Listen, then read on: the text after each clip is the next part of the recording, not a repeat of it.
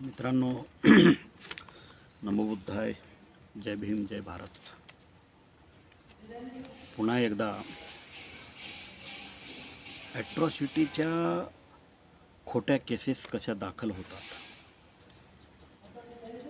आणि फिर्यादीचा मोटो साध्य झाल्याच्या नंतर किंवा त्याचा उद्देश साध्य झाल्याच्या नंतर ते कशा पद्धतीनं कोर्टामध्ये न्यायालयाच्या पुढे पलटून पडतात. आणि मी जी केस केली होती ती त्या कारणासाठी नाही, तर त्याचं कारण वेगळं सांगून कायद्याला कशा पद्धतीनं बदनाम करतात. कोर्टाचा वेळ, पोलिसांचा वेळ, त्यामधून सामाजिक न्याय विभागाचा वेळ, सामाजिक न्याय विभागाकडून सरकारच्या माध्यमातून मिळणारा पैसा उकळून घेणे, हे सगळं झाल्याच्या नंतर ज्यावेळेस आरोप फिर्यादी म्हणतो की नाही, माझी मूळ तक्रारच तशी नव्हती, अशा वेळेस न्यायालयाने काय करायला पाहिजे. असाच एक खटला सांगली जिल्ह्यामध्ये घडलेला आहे. त्या खटल्याबद्दल आपण चर्चा करणार आहोत. पण मित्रांनो, ॲट्रॉसिटी ह्या कायद्याला आपणच म्हणजे मी फक्त बौद्धांना दोष देत नाही त्याच्यामध्ये. ही बाब प्रथम तुम्ही लक्षात घ्या. अनुसूचित जाती म्हणजेच बौद्ध नाहीत, पण या कायद्याचा फार मोठ्या प्रमाणामध्ये वापर करणारा समूहसुद्धा बौद्ध आहे, हे सुद्धा विसरून आपल्याला चालणार नाही. आपण ज्यावेळेस एखाद्या कायद्याचा उपयोग करतो त्यावेळेस त्याचे दुष्परिणाम काय होतील. बाबासाहेब आंबेडकर संविधान सभेमध्ये असं म्हणाले होते की संविधान कितीही जरी चांगले असले, कानून कितना भी अच्छा क्यों ना हो, अगर उसे इस्तेमाल में लाने वाले लोग अच्छे हो तो अंततः वो अच्छा ही साबित होगा. अगर उसे इस्तेमाल में लाने वाले लोग बुरे हो तो अंततः वो बुरा ही साबित होगा. बाबासाहेब आंबेडकरांचं हे वाक्य मला मागच्या 10 दिवसापासून 4 ऑक्टोबरला ज्यावेळेस हेमंत पाटलावर नांदेडमध्ये खोटी ॲट्रॉसिटी दाखल करण्यात आली, काही सुपारीबाज लोकांच्या माध्यमातून प्रेशर टाकून त्याचे पुरावे समोर येत आहेत. हळूहळू सगळे पुरावे समोर आल्याच्या नंतर त्यावर मी एक पूर्णपणे व्हिडिओ बनवणारच आहे, त्यात काही वाद नाही. पण ॲट्रॉसिटीच्या माध्यमातून जो धंदा सुरू आहे आज चळवळीमध्ये, चळवळ हे एक प्लॅटफॉर्म झालेलं आहे आणि ॲट्रॉसिटी हा एक धंदा झालेला आहे त्या प्लॅटफॉर्मच्या नावाखाली. आणि अशा मुळे हा कायदा इतका बदनाम करण्यात आलेला आहे की तो पोलीस स्टेशनपासून ते न्यायालयापर्यंत, न्यायालयापासून ते सुप्रीम कोर्टापर्यंत, सेशन कोर्टापासून ते सुप्रीम कोर्टापर्यंत, आज कुठलाही जज ज्यावेळेस ॲट्रॉसिटी केसच्या सुनावणीसाठी बसेल त्यावेळेस तो जज हेच विचार करून बसत असेल की ह्या ॲट्रॉसिटी गुन्ह्यातील फिर्यादीला न्याय मिळाला पाहिजे. पण त्या ठिकाणी बऱ्याचशा वेळेस होतं मात्र उलटंच, जसं सांगलीमध्ये झालं. मित्रांनो, आपण कायदा हे आपलं हतियार बनवलेलं आहे. मग त्या कायद्याचा हतियार म्हणून कुठं वापर करायचा, कसा वापर करायचा, कधी वापर करायचा, कोणासाठी वापर करायचा, हे सुद्धा आपणच ठरवतो. कारण सामाजिक प्रेशर असल्यामुळे, म्हणजे जातीय प्रेशर असल्यामुळे, जातीय समूहाचं प्रेशर असल्यामुळे पोलिस गुन्हा दाखल करून घ्यायला इन्कार करू शकत नाहीत, कारण त्यांना गुन्हा दाखल करून घ्यावाच लागतो. पण गुन्हा दाखल करून घेताना आपण जी माहिती देतो तीच माहिती कोर्टामध्ये चार्जशीट दाखल झाल्याच्या नंतर ज्यावेळेस उलट तपासणी होते त्यावेळेस ती माहिती खोटी आहे असं ज्यावेळेस निदर्शनास येतं त्यावेळेस हा गुन्हा ॲट्रॉसिटीचा खोटा गुन्हा होता हे सिद्ध होतं.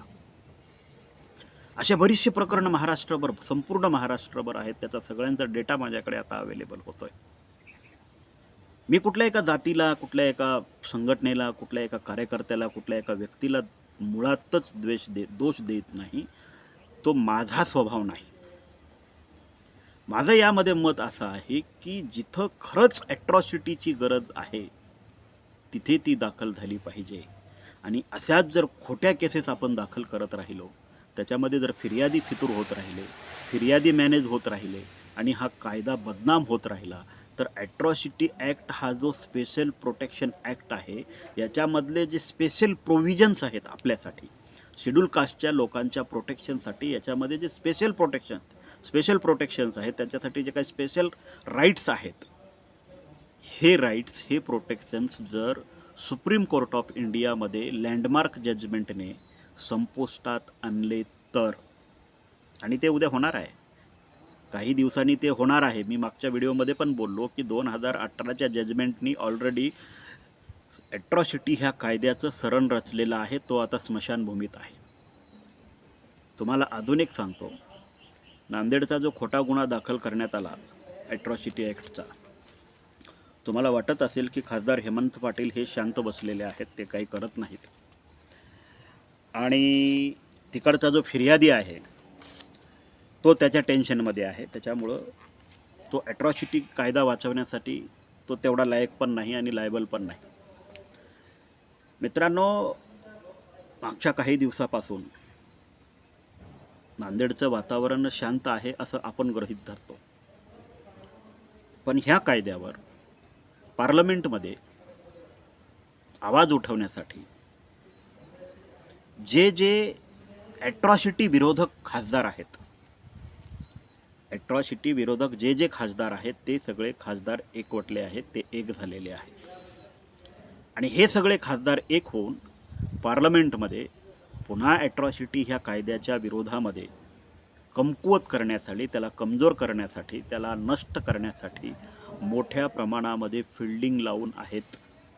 त्याचं काम हेमंत पाटील यांच्या नेतृत्वाखाली फार मोठ्या प्रमाणात चालू आहे.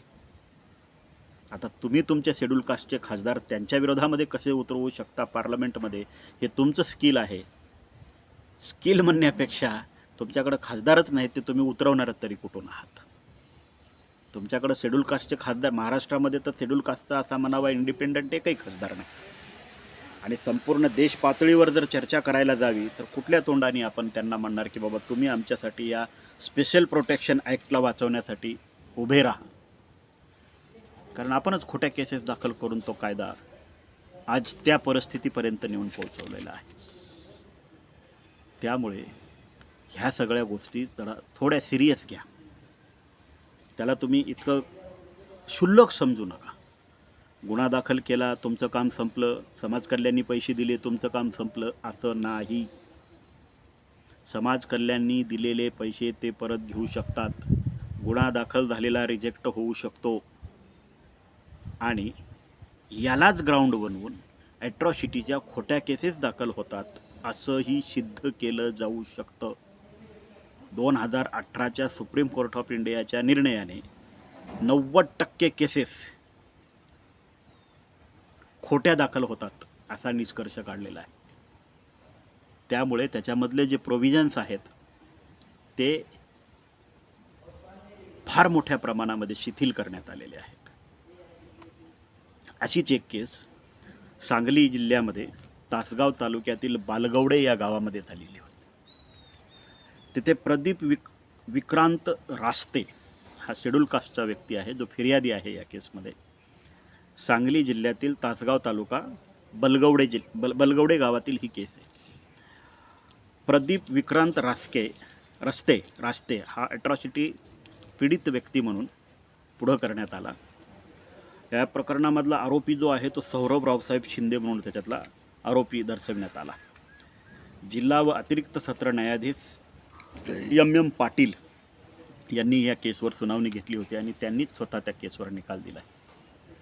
ज्यावेळेस हा गुन्हा दाखल झाला त्यावेळेस फिर्यादीने तो गुन्हा असा दाखल केला होता की मला जातीवाचक शिवीगाळ करून आरोपी मारहाण करीत असताना माझी पत्नी मला सोडवायला आली आणि त्याने दोघांनाही शिवीगाळ करून जातीवाचक शिवीगाळ करून मारहाण केली म्हणून सौरभ रावसाहेब शिंदे याच्या विरोधामध्ये ॲट्रॉसिटी ॲक्टनुसार प्रदीप विक्रांत रास्ते ह्या शेड्यूल कास्टच्या व्यक्तीने गुन्हा दाखल केला.